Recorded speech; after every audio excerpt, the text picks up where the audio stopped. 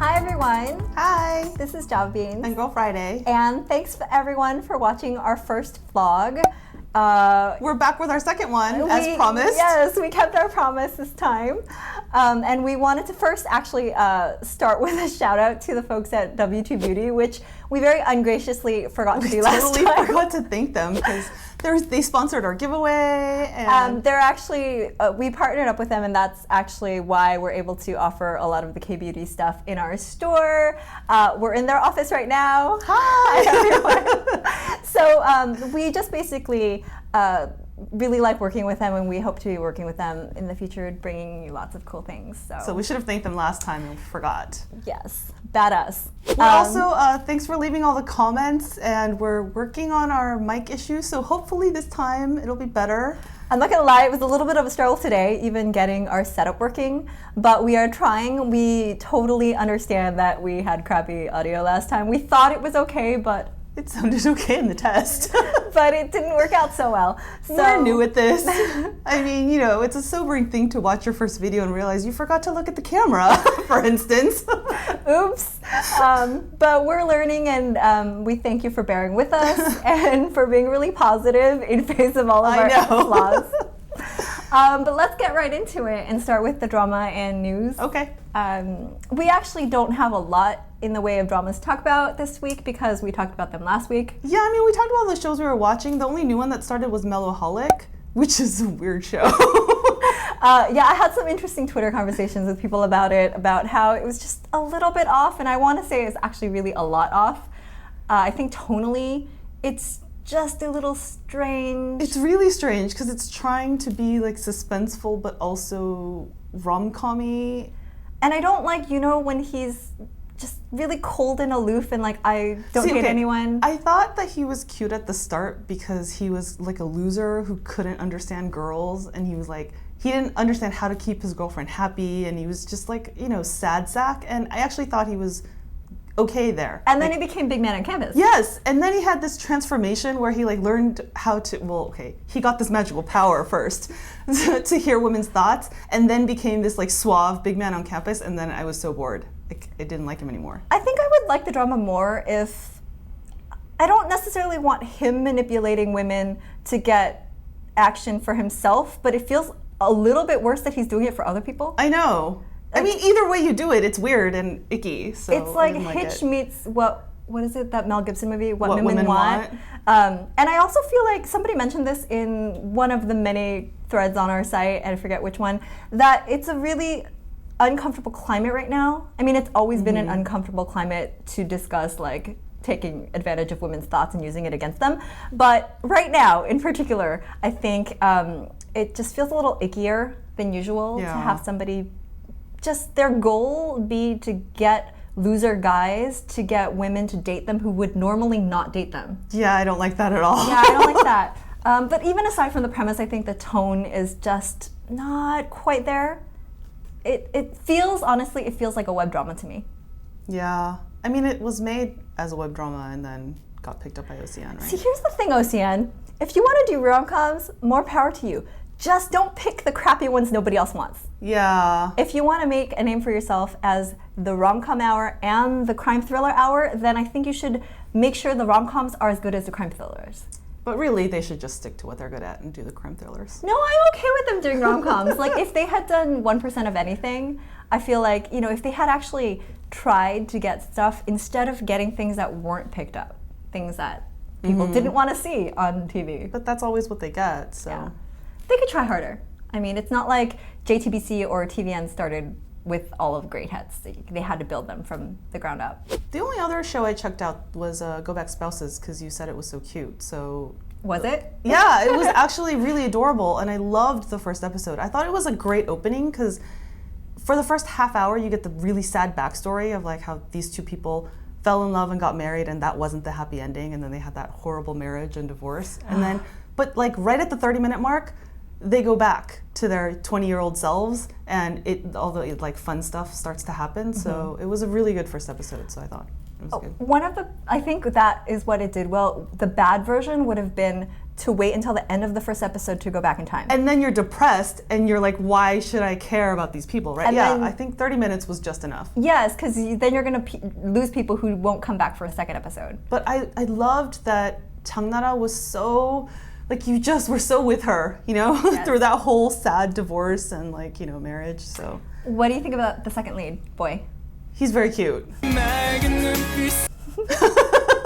You know, I saw him and I couldn't figure out where I had seen him before because he looked so familiar. And I looked him up and then I realized he was the drummer boy from The Liar and His Lover. And it's so different because he's so shiny and perfect. Oh, with the hand where he gets into accident. Where he gets into a car accident on purpose so he doesn't have to play. Yeah, oh, I didn't realize it was that guy. Yeah, it's that guy. He was a loser there. I mean, losery.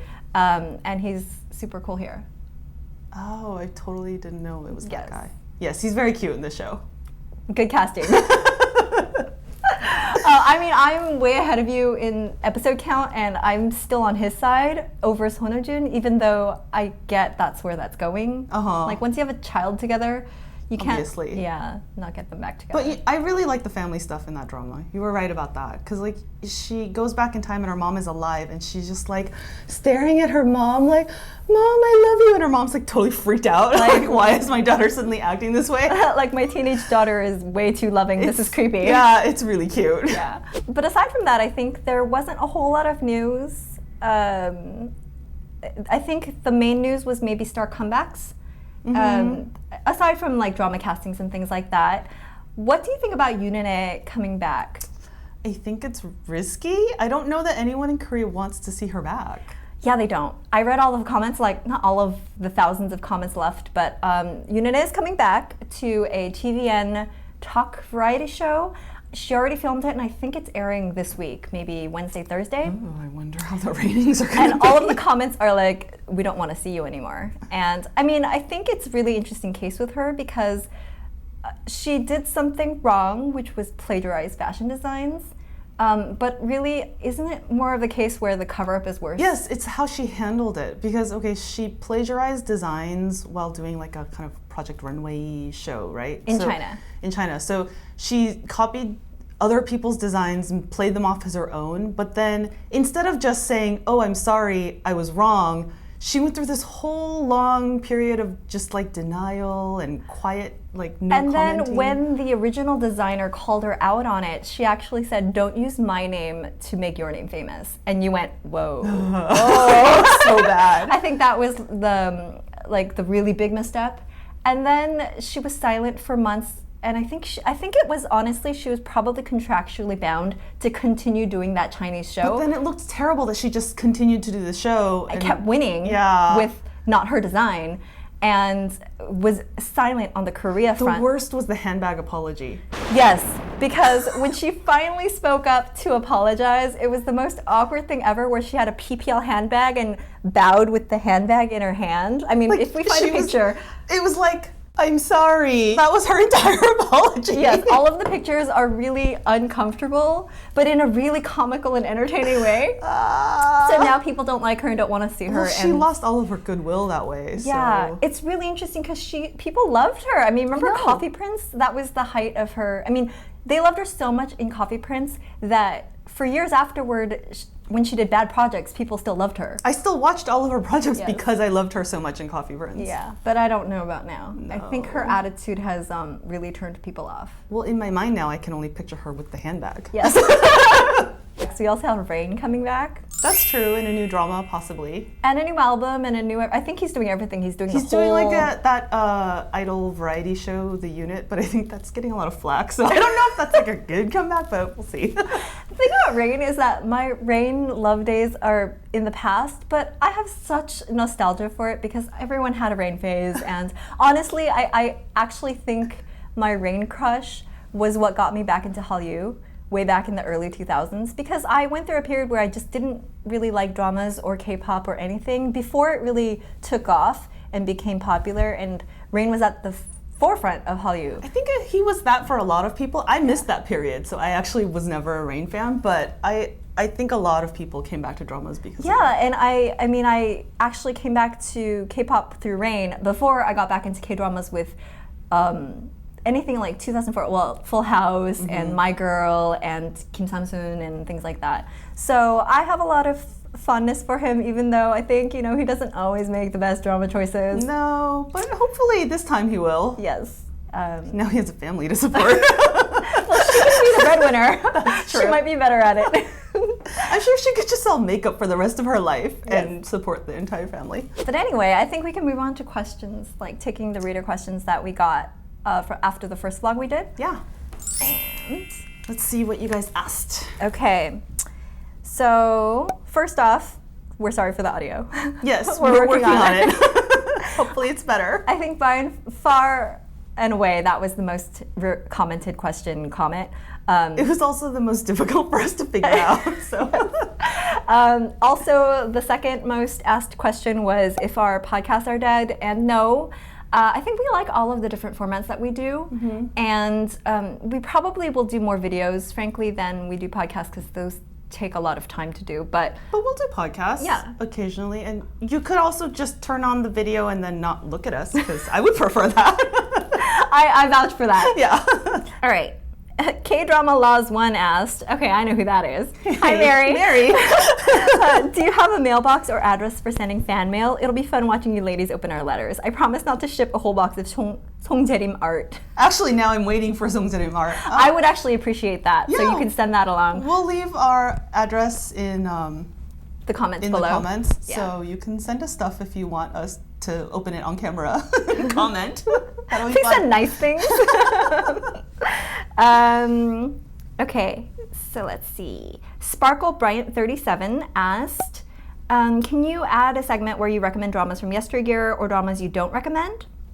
Yes, we can totally do that. Actually, we should probably do that in future vlogs, where we'll spend one on favorite ones from a certain 2005 to 2010. Or maybe a certain genre or topic. Yeah, that would be fun. Because we've done top 10s on our blog before, but I think they kind of get buried after a while. So we'll do them. Okay, we'll do more of those top 10 things.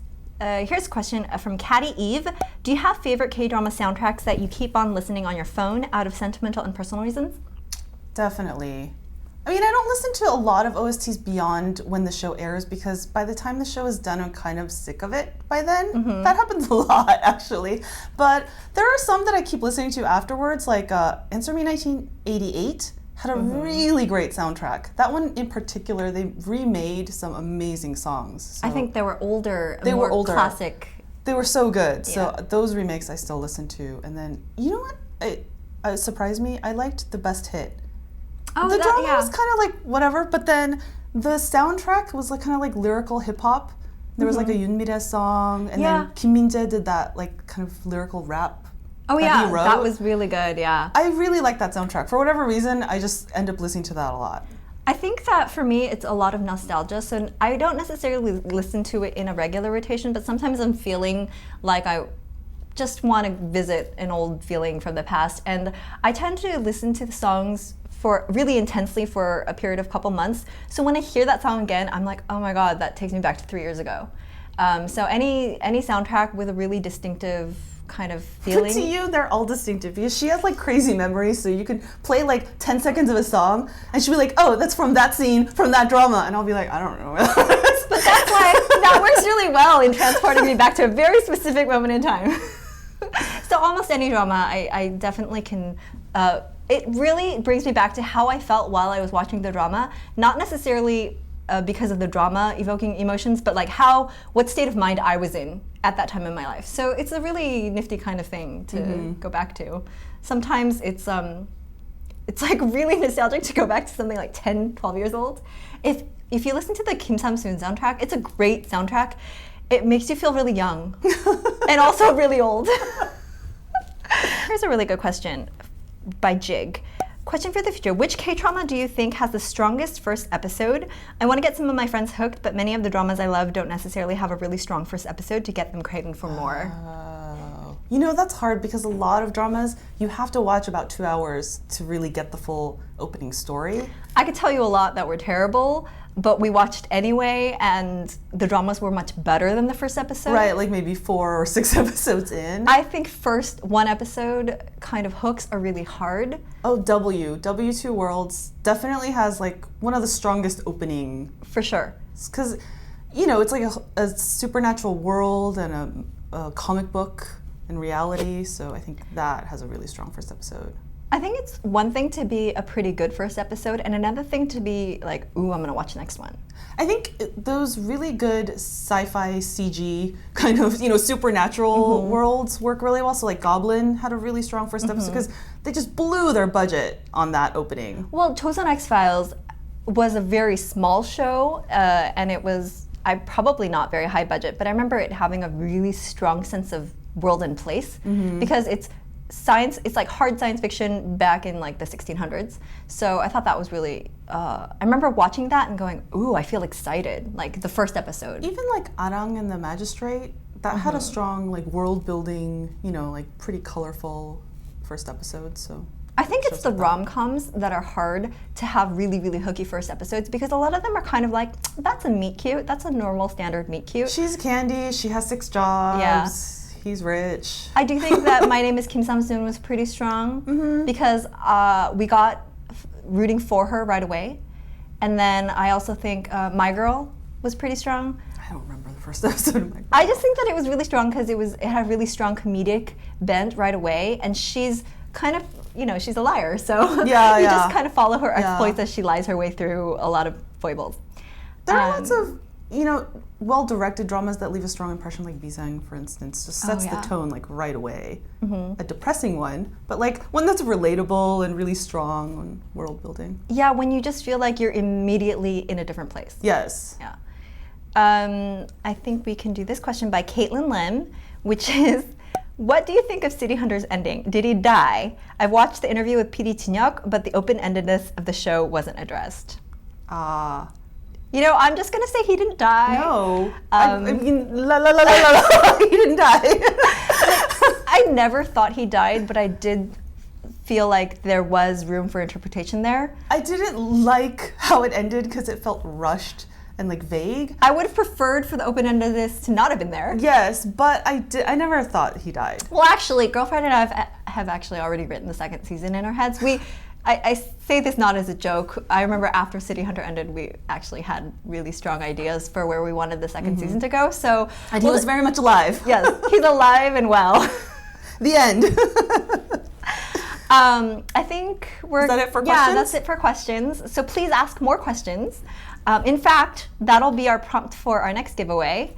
Oh, so we want to announce the giveaway winner. The first winner of our giveaway for the full set of Peri Para lip tints is Monkey and Coconuts. Yay! I would have picked it for the name alone. Yep. So we'll DM you Monkey and Coconuts for your contact information so we can send you your prize. And for our second giveaway, we are going to give away our merch, which is right here. We have our cold drink tumbler and our hot drink tumbler, although technically they're both supposed to be hot and cold. For hot and cold. And then our tote bag.